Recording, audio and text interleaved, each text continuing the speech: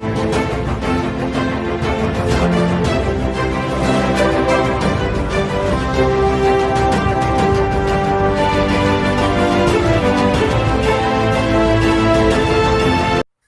saya akan menjawab keberatan yang diajukan atas doktrin Trinitas, itu bahwa ajaran Trinitas itu kontradiktif dan bertentangan dengan logika.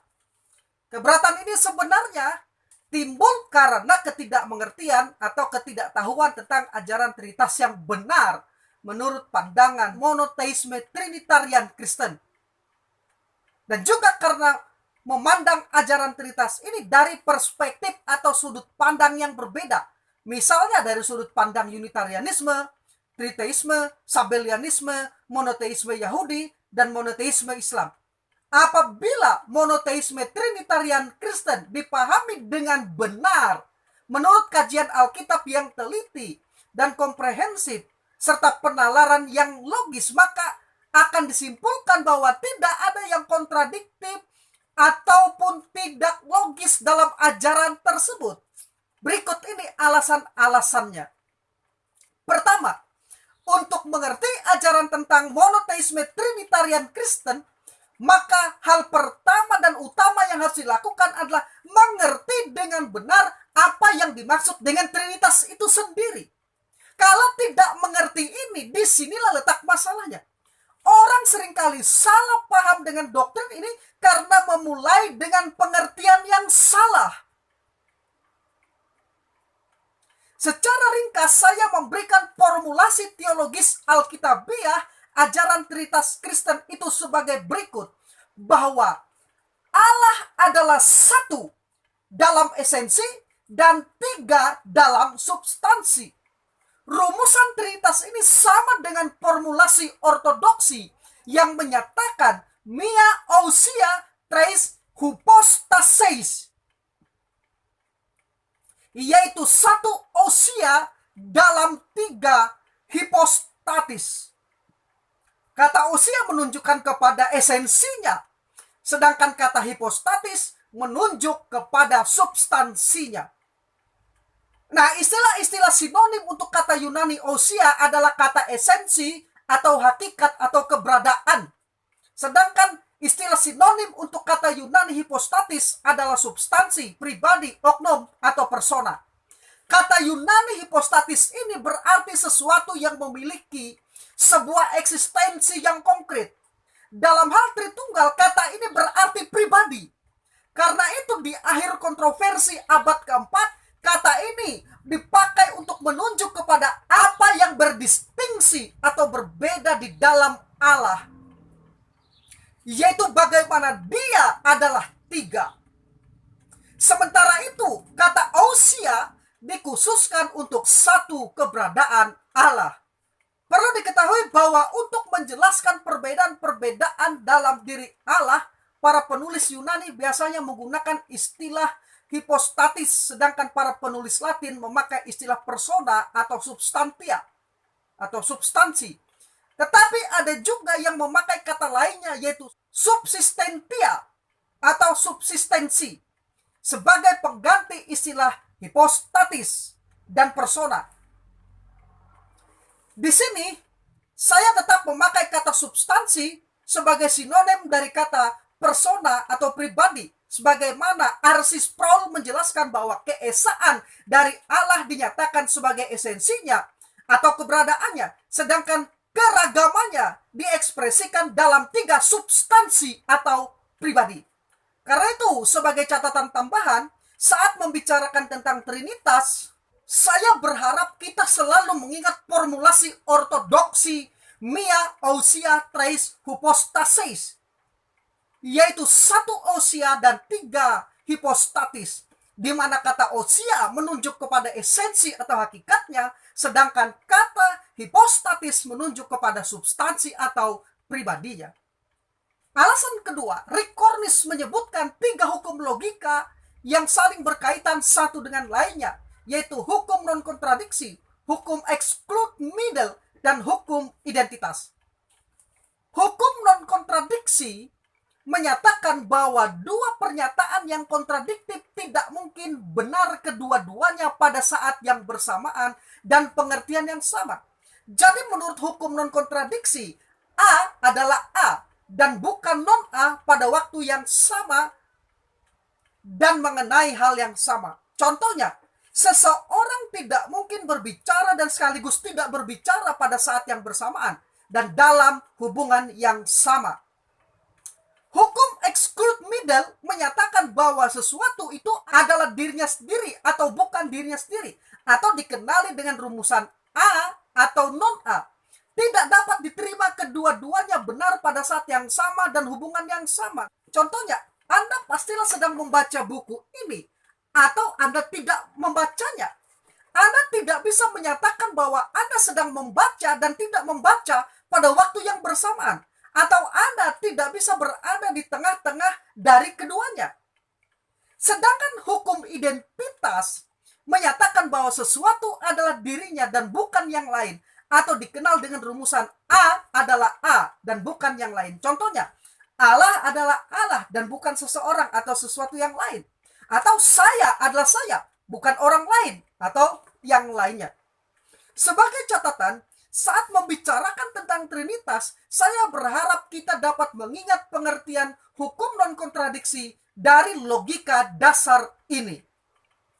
Alasan yang ketiga, pengakuan iman Athanasius menyatakan, so the Father is God, the Son is God, and the Holy Spirit is God.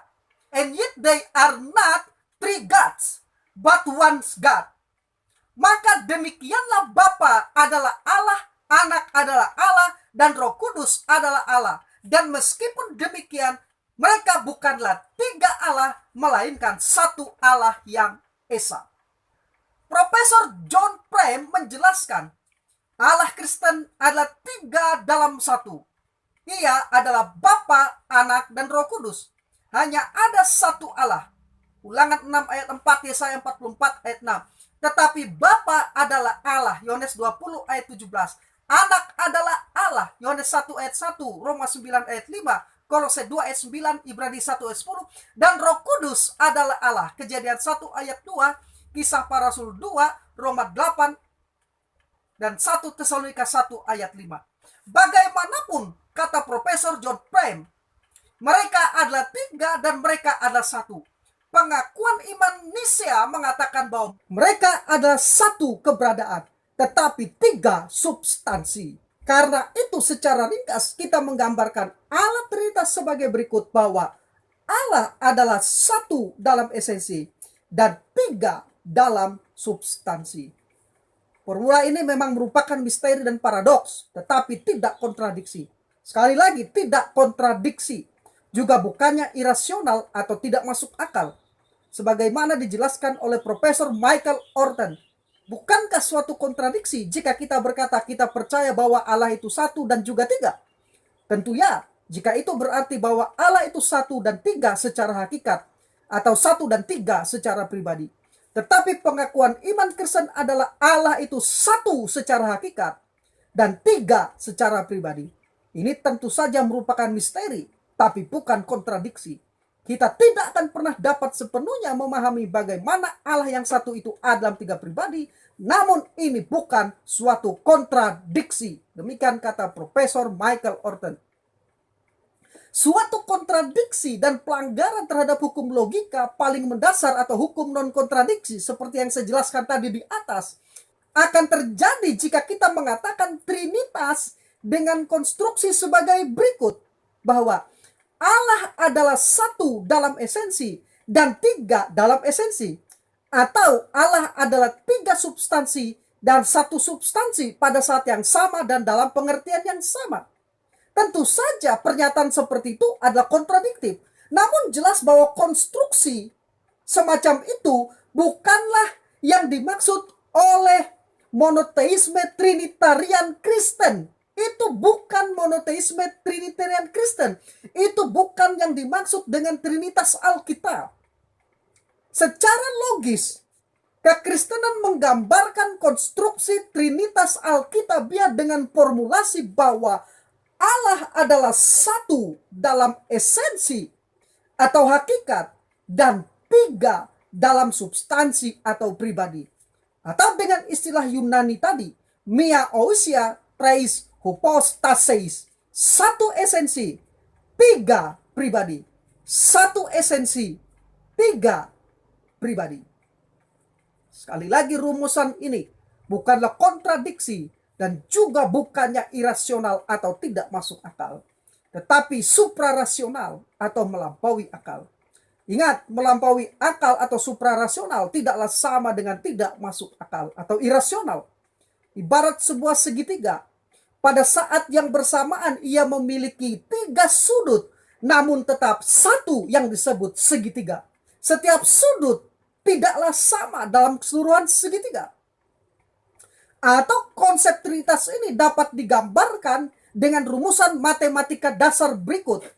1 kali 1 kali 1 sama dengan 1 untuk menyatakan kesatuan esensi Allah. Dan 1 tambah 1 tambah 1 sama dengan 3 untuk membedakan pribadi dalam kealahan atau distingsi di dalam kealahan.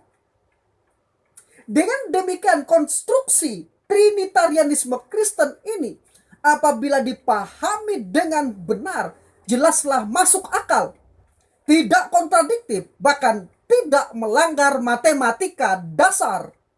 Allah adalah satu Allah yang termanifestasi secara kekal dan bersama-sama di dalam tiga pribadi.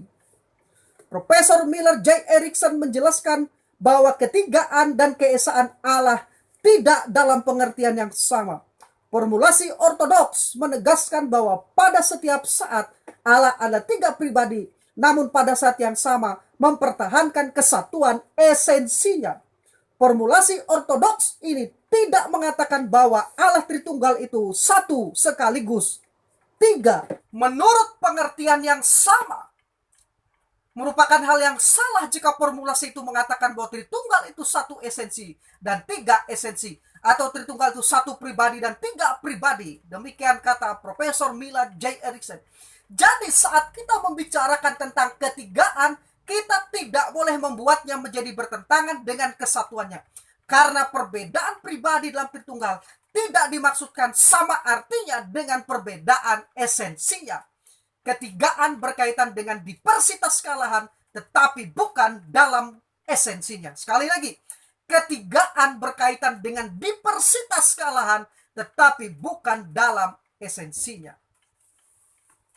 Alasan keempat, perlu ditegaskan sekali lagi bahwa istilah hipostatis atau substansi atau pribadi dalam Trinitas tidak dipakai untuk menunjukkan bahwa ada tiga Allah yang berbeda. Tidak. Karena hanya ada satu Allah. Allah adalah satu keberadaan. Adalah satu kesatuan. Kesatuan dalam kejamakan. Nah, kesalahan dari Pastor Joshua Tewu adalah ketika ia membicarakan tentang tiga pribadi, itu seakan-akan menyatakan bahwa kita mempercayai tiga Allah. Kekristenan tidak pernah mempercayai tiga Allah. Maka itu Anda jangan menjelaskan menurut pengertian Anda, Pastor Joshua Tewu. Ini adalah pemikiran yang salah dalam memahami konsep monoteisme Trinitarianisme Kristen. Mengapa? Karena ousia atau esensi Allah tidak terbagi-bagi di antara ketiga pribadi ilahi, tetapi secara penuh dengan segala kesempurnaan atribut Allah berada dalam setiap pribadi. Jadi kesatuan Trinitas Alkitab harus selalu dibicarakan dalam hal esensinya, seperti misalnya ketidakterbatasan, kemahatauan, kemahakuasaan, kemahahadiran, kekekalan, dan atribut-atribut esensial lainnya dari Allah. Bukan hanya itu, kesatuan dalam kealahan juga termasuk kesatuan pikiran dan kehendak ilahi. Jadi karena kita percaya ada tiga pribadi dalam kealahan, bukan berarti kita percaya bahwa Allah itu memiliki tiga pikiran dan tiga kehendak. Tidak. Tapi mereka satu di dalam pikiran dan di dalam kehendak. Teolog terkenal Charles Hodge menjelaskan, di dalam Allah tidak terdapat tiga inteligensi, tiga kehendak, tiga efisiensi. Ketiganya adalah satu Allah dan dengan demikian memiliki satu pikiran dan kehendak. Kesatuan yang intim ini diungkapkan di dalam gereja Yunani dengan kata perichoresis, yang dalam bahasa Latin dijelaskan dengan kata-kata inexistentia, inhabitatio, dan intercommunio, yaitu keeksistensi, kohabitasi, dan interkomuni. Karena kealahan memiliki satu pikiran dan satu kehendak, maka dengan demikian kealahan hanya memiliki satu roh. Jadi sekali lagi harus dimengerti bahwa Allah adalah roh, bahwa kesatuan keesaan Allah selalu berada dalam area esensinya. Akhirnya, Trinitas Kristen bukanlah bahwa Allah itu tiga dalam pengertian yang sama dengan pengertian keesaan. Allah bukanlah tiga pribadi dan pada pengertian yang sama adalah satu pribadi. Bukan begitu. Juga Allah bukanlah tiga Allah dan satu Allah pada pengertian yang sama. Bukan begitu. Ajaran monoteisme Trinitarian Kristen mengajarkan bahwa hanya ada satu Allah yang berdistingsi atau berbeda dalam tiga pribadi. Ia adalah tiga pribadi dalam satu Allah. Teman saya Dr. Deki Hitnas yang Gadas, seorang dosen Biblika dan apologet Kristen Indonesia, memberikan sebuah analogi yang sangat membantu dalam menjelaskan ketiadaan kontradiksi dalam doktrin Trinitas ini sebagai berikut. Hari ini Anda sangat paham membaca iklan kopi 3 in 1. Anda tidak perlu repot-repot menelepon pabrik penjual kopi 3 in 1 hanya untuk berceloteh tentang kontradiksi. Mengapa? Karena Anda paham bahwa 3 di situ rujukannya adalah kopi, gula, dan susu. Sedangkan 1 di situ adalah saset atau bungkusannya. 3 unsur itu ada dalam 1 saset atau 1 kopi. Maka kopi itu disebut kopi 3 in 1. Apakah ini kontradiksi? Tentu saja tidak. Analogi ini tentu saja bukan analogi representatif dalam segala detailnya untuk menggambarkan ajaran Trinitarianisme Kristen. Tetapi analogi ini membantu kita dalam menegaskan bahwa 3 dan 1 pada saat yang sama tidak harus merupakan kontradiksi jika bukan dalam pengertian yang sama. Ringkasnya, monoteisme Trinitarian Kristen ini apabila dipahami dengan benar, jelaslah masuk akal dan tidak kontradiktif dengan hukum logika. Hanya orang-orang yang tidak memahami formulasi yang benar tentang Trinitas dan tidak mengerti logika saja yang berpandangan bahwa ajaran Trinitas itu tidak masuk akal dan kontradiktif dengan hukum logika. Jadi saya menyimpulkan bahwa alasan Pastor Joshua Tewuh menolak doktrin monoteisme Trinitarian Kristen bukan hanya sekedar karena dia ingin kompromi dengan ajaran kealahan seperti agama-agama lain ajarkan, tetapi karena ia tidak memahami formulasi yang benar tentang Trinitas dan tidak mengerti ilmu logika dasar untuk membantu memahami ajaran Alkitabiah dari monoteisme Trinitarianisme Kristen ini. Demikian yang bisa saya bagikan. Saya Sen, teolog Protestan karismatik.